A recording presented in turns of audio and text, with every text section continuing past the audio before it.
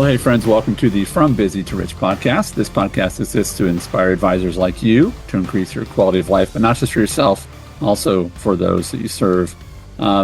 Wes, we're going to, part of our mission here is to help people with profitability and quality of life.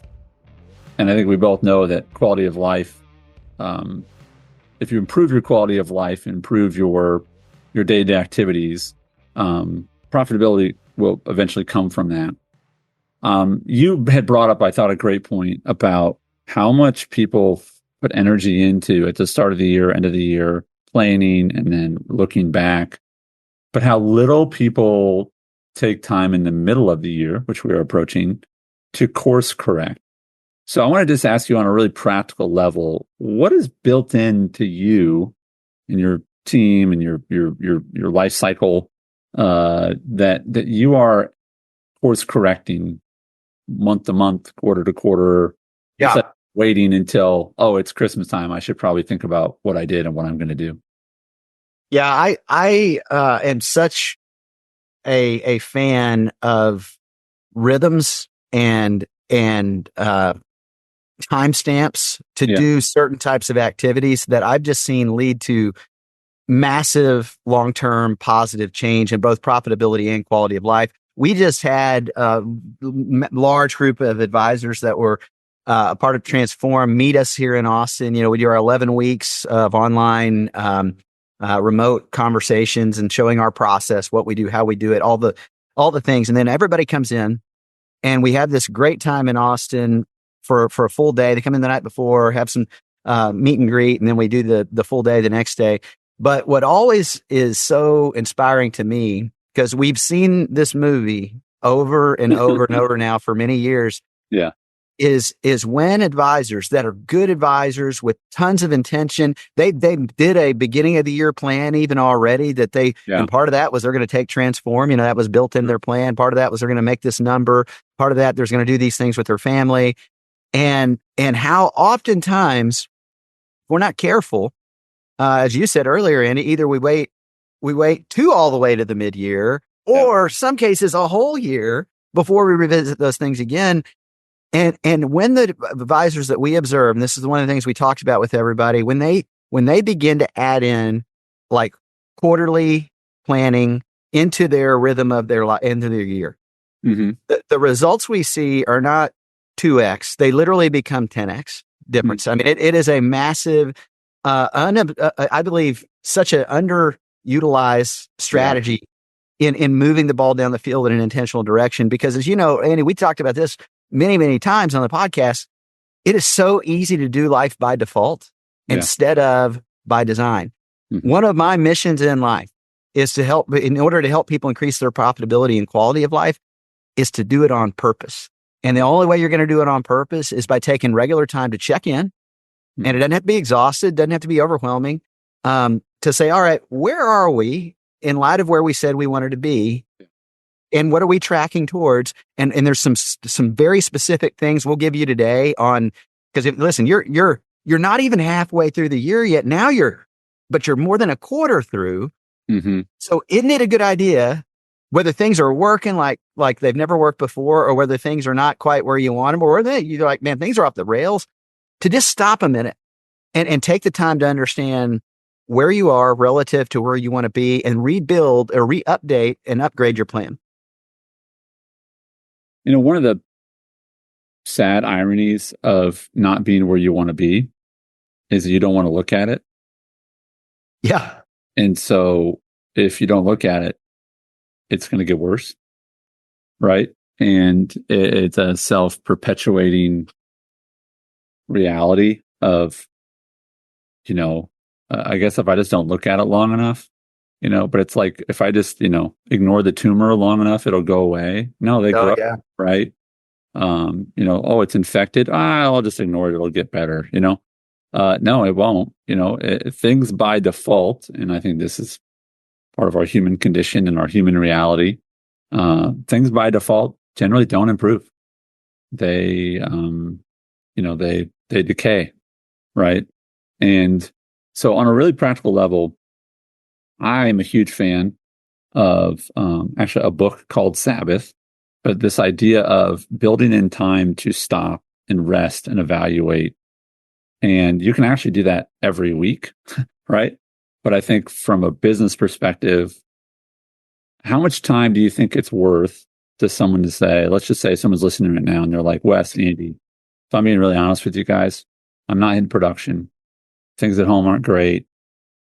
Don't feel very good. Don't have a lot of energy. My mental game's kind of off. Spiritually kind of, I mean, nothing in my life is really, maybe a C plus at best. But nothing's really a grade I'm proud of. Can you give them some just really practical, like, all right, just do this to your schedule sometime in the next 2 weeks, and it'll help you get back on track. Yeah. I mean, you can do this literally in 30 minutes. You can take time and just sit down for a second and design two things. And we talk about this in a lot of different ways over and over again, but you just say, all right, what would need to happen? And you go just even over the next, call it to the, however many days we have left in this quarter. So, call it 60-ish, or what do we have? Around 60 days, I would say, something like that left.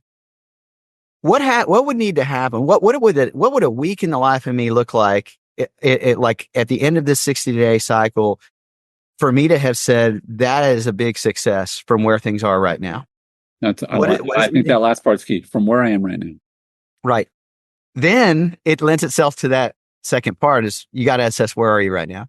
Like what's happening in specifically in your organization, and and this is true whether you think things are going great or things are going bad. It's the same conversation. It's then what is happening right now organizationally that I think is on point? Because most of us, we've got some things that are working and it's gone well. Now, granted, you probably had some things that haven't worked out the way you wanted and they haven't gone the way you want. So where do you find yourself right now if you would have gone back to the beginning of the year and set out objectives to say, where I'd like to be in 30 days is I'd like to be right. Here's the milestones I'd like to hit.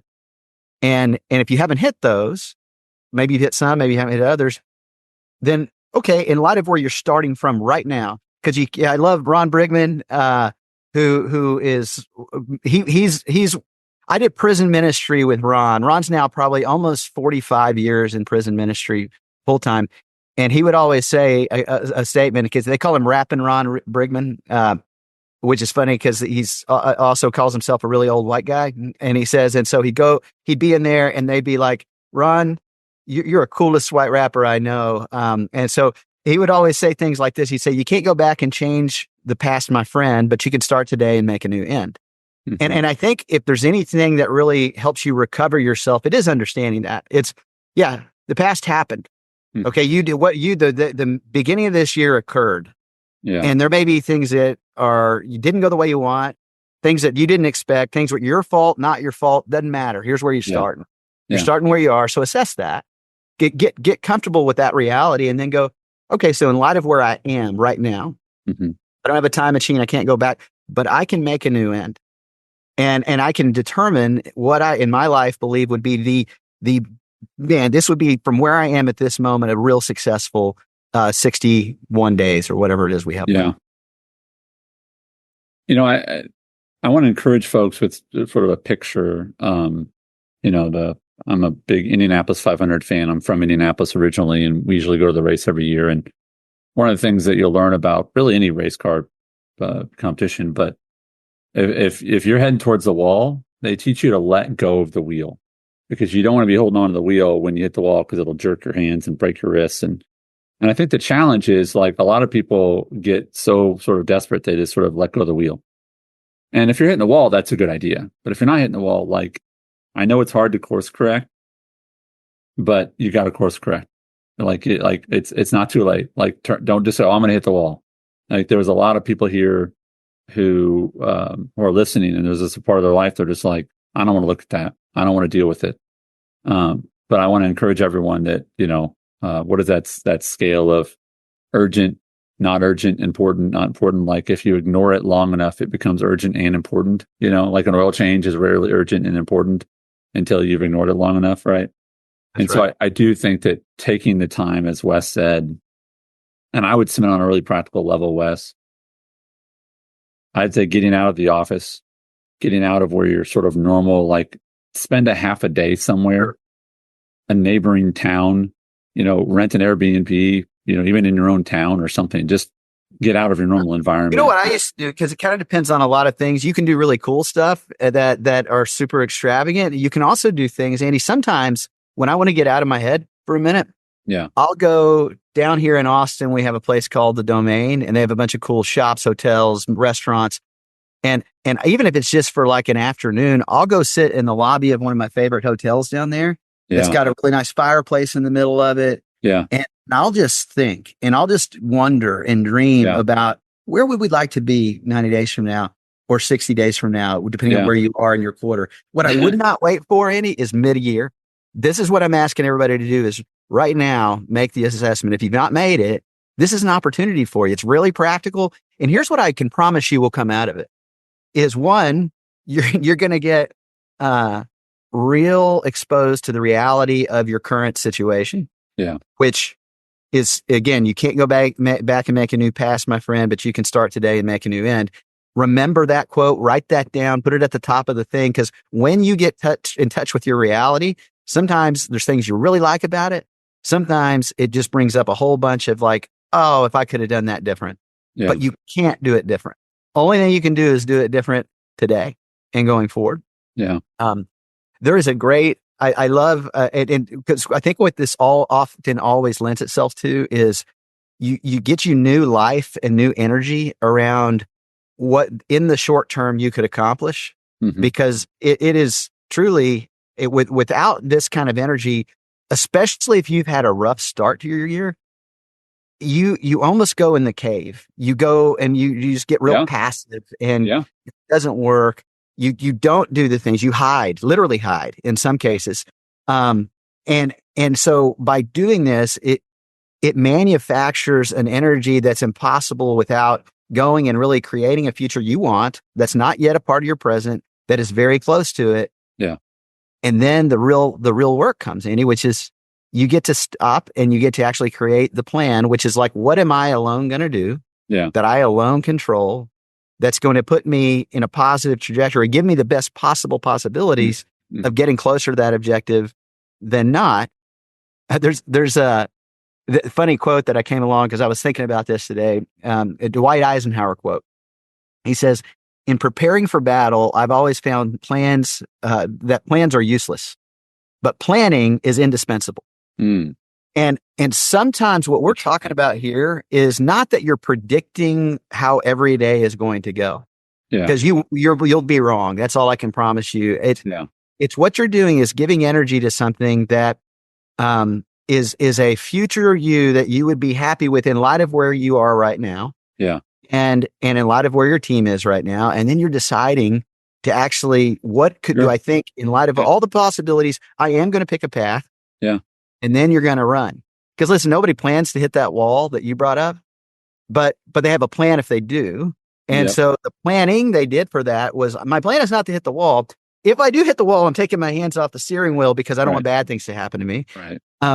But the iterative thinking, and then along the way, the iterative design of how you can course correct, super, super powerful to living a more intentional direction in your life. And frankly, letting go of a lot of things that are holding you back, that live in you without you necessarily even understanding they're along for the ride.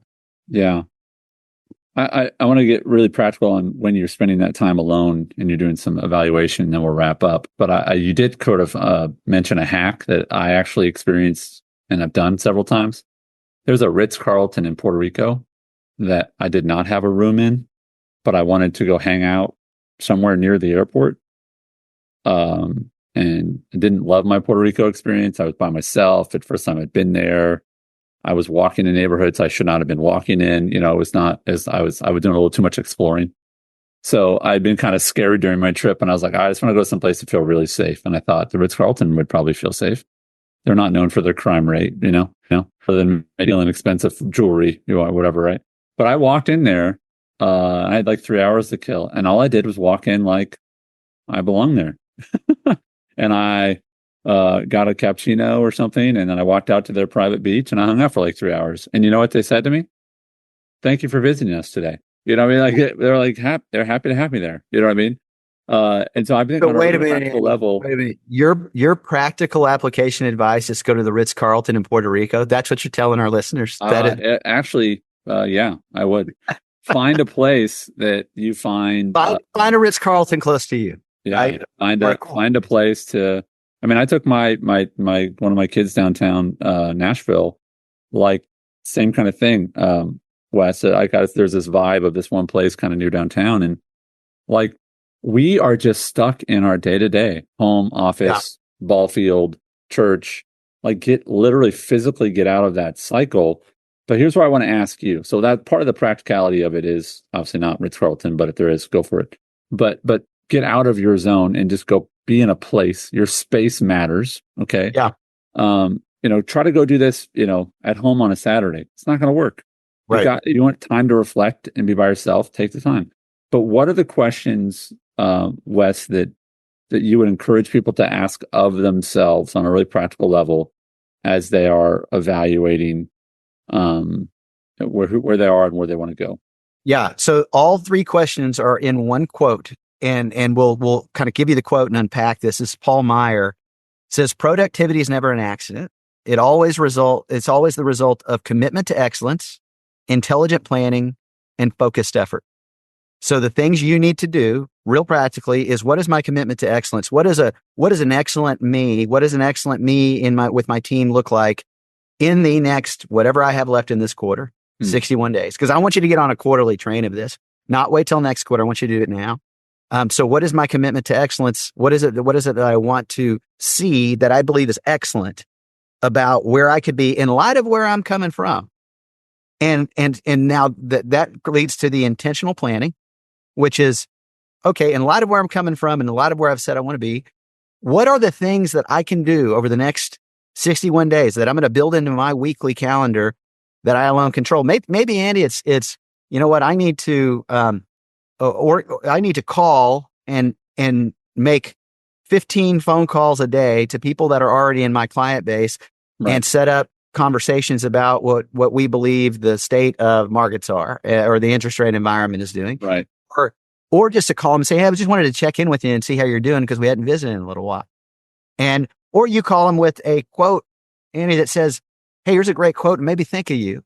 And I just was thinking about you. I thought, I need to call Andy and I want to have a conversation with him. And I guarantee you, here's a fun activity. If you're really struggling just for ideas to do this, go on brainyquote.com and just start looking at the different quotes that come up under different topics, different things. And then when you get one, go look at all the list of the people that are like clients that you're serving right now, or friends or family that are in your life, and think about, who does that quote really remind me of? Who does it apply to? Make sure it's a positive one, make it a negative. Yeah. And then let them know that, call them and do that. So there can be things that manufacture positive energy in your movement, but it could also be, I'm going to, have this many meetings about this kind of planning idea, or this many meetings about this kind of, or all my first meetings are going to now be like in our terms that we use in Transform location meeting. Whatever it is, I'm going to take this class. I'm going to go to this conference. I'm going to do whatever. What are the things that I believe are going to put me in the best position to be in the condition that I said excellence was in 60 days? Yeah. Then I think the last part is just really critical, which is the focused effort. And this is where great strategies, great intentions go to die. Is that people mean well, and then they jump into the noise of the day. And they forget what they've told themselves excellence looks like. Yeah. And they forget what they have said they were going to alone do, that they alone control, and things pop up that get in their way. So that intentional effort, that focused effort, is you keeping those things. Hey, here's where excellence looks like. Here's where I am today. Here's what I said I was going to do about it, and putting them on the calendar, and not deviating from that, but every single week checking back in to say, how'd it go?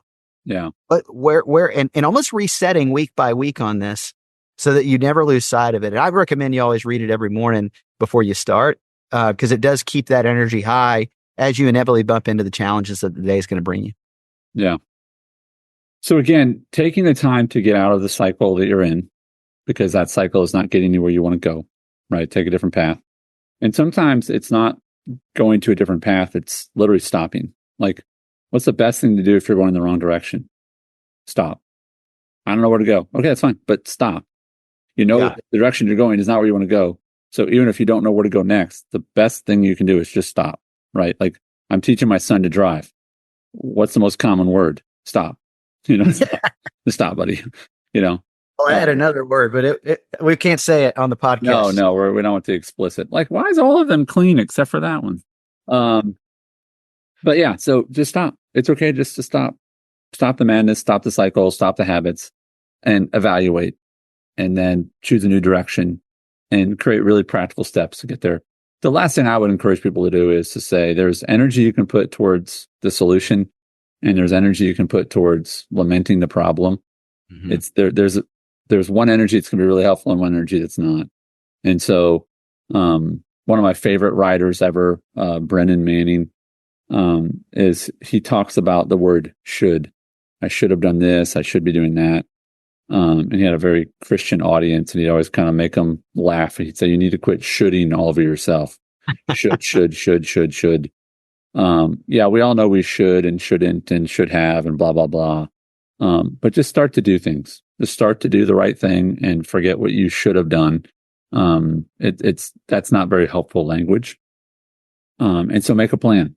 So Wes, I appreciate the practicality of that advice. And I hope folks that are listening, will take action. Let us know what you've done.